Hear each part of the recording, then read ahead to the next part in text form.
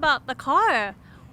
This is a 1930 Auburn, and it's a Model 8125. 8 stands for 8 cylinders.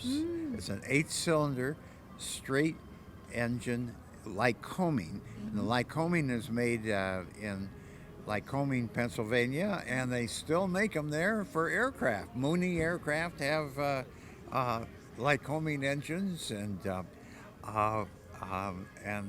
these cars had Lycoming engines. All these cars up and down here had Lycoming engines.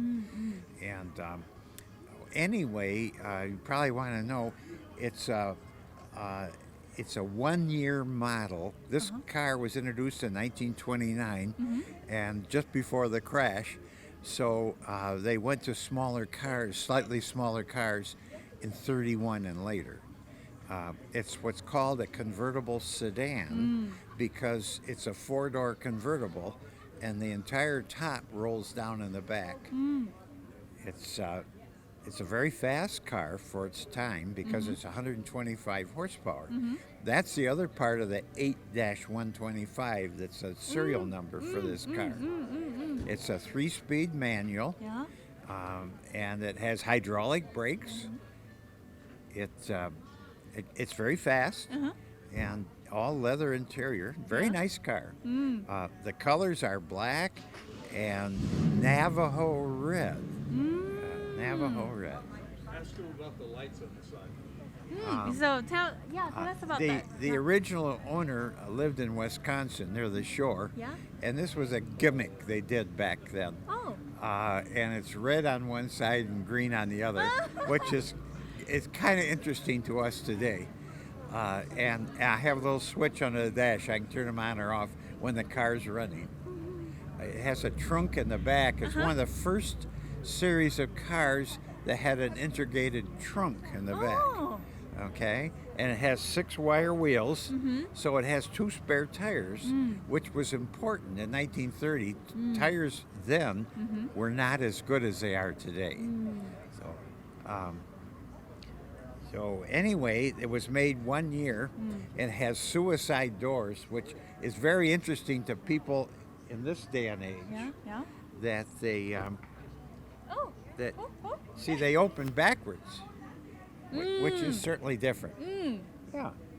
So, and then it has shoe cleaners because so very often you were in mud those days, and you scrape your shoes, and that way you got into a cleaner car.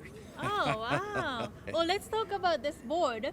So, apparently, you're the 11th owner of this vehicle. I'm the 11th owner, and I lived in Michigan when I bought it. I bought this car in 1969, so I've had it for a long time. It was for sale by a dealer in Wisconsin, and I wanted it bad. So I sold 3 different cars to get this car. Wow.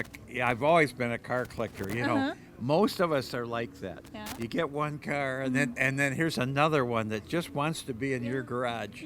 And the darn stuff grows until you outgrow your garage. I had 4 cars in a 2-car garage. In order to do the lawn on Saturday, I had to go outside, lift the garage door, and take the lawnmower out from underneath one of the cars and put the handle back on the lawnmower so I could mow the lawn. But it's very important, you know. And you can always tell the car collector, you go down the street and their modern cars are sitting outside, nothing in the garage. Yeah, that's a story. Oh my gosh. So you live in Arizona. Did you drive from Arizona to here? I have a trailer and a truck, and we trailer from Arizona. It's pretty hard on these old cars to beat them up like that. And, so it's all rebuilt. It has case tractor pistons, which the piston book said are exactly the same size as the originals were. And of course, modern pistons are lighter and more precisely made. So, but it's interesting that they're case tractors. Yeah. What else can I do for you? Well, is there any story that happened along the way since you owned your car, this car since 1969? Well, the thing that made so many previous owners was that the car was beautiful. It overheated, and they couldn't shift it. So I bought it, and I noticed the same thing. And a friend of mine said, who had been in the car repair business, he says, I think that car's running retarded, and that makes them running hot. So I said, well, it's according to the spec. I checked it. No, he said, I don't care what the spec is. Sometimes the spec is wrong.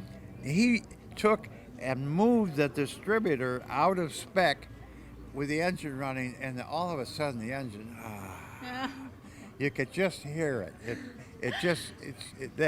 That was it. Yeah. That was the heating problem. Well, then of course you still couldn't shift it. And eventually we rebuilt the engine. And when we took the transmission apart, all transmissions have forks in them, manual transmission. First and reverse, second and third. And second and third wasn't lined up. It was misaligned, and it should be aligned. It should not be like this. So we straightened that out, and that's all it took. The darn thing had been faulty since day one. All these people had put up with it. All these people. So it's a wonderful car now. And it only had 40,000 miles when I bought it. And after all those years in 69, from 1930 to 69. And since then, I put another 30, 40,000 on it. And it's been a great car. So your car has this 3 little levers on steering wheel. What do they do? Okay. The bottom one controls the lights. And the first click is the tail lights and these parking lights. Oh. Okay. The second click, which is full juice, so to speak, to the lights, puts these lights out and puts the headlights on and the tail lights. Okay? That takes care of the bottom lever. Yes. Then there are 2 levers on the top. One is for the throttle to make it go faster if you want to. Like when it's cold, you want it to go a little faster so it won't stall. The other one is to advance and retard the spark.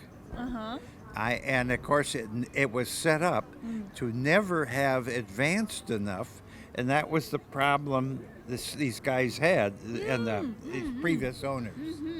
So now it advances.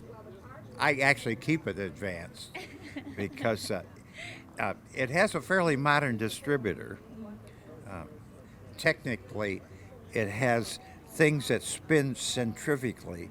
So the faster you go, the more it advances on its own. But when you're going slow, this now has a correct advance. Before it advanced some, not enough. That's where the overheating came. Now you know. Thank you so much for sharing all the stories with us. Well, thank you. It's a pleasure to share them. Yeah.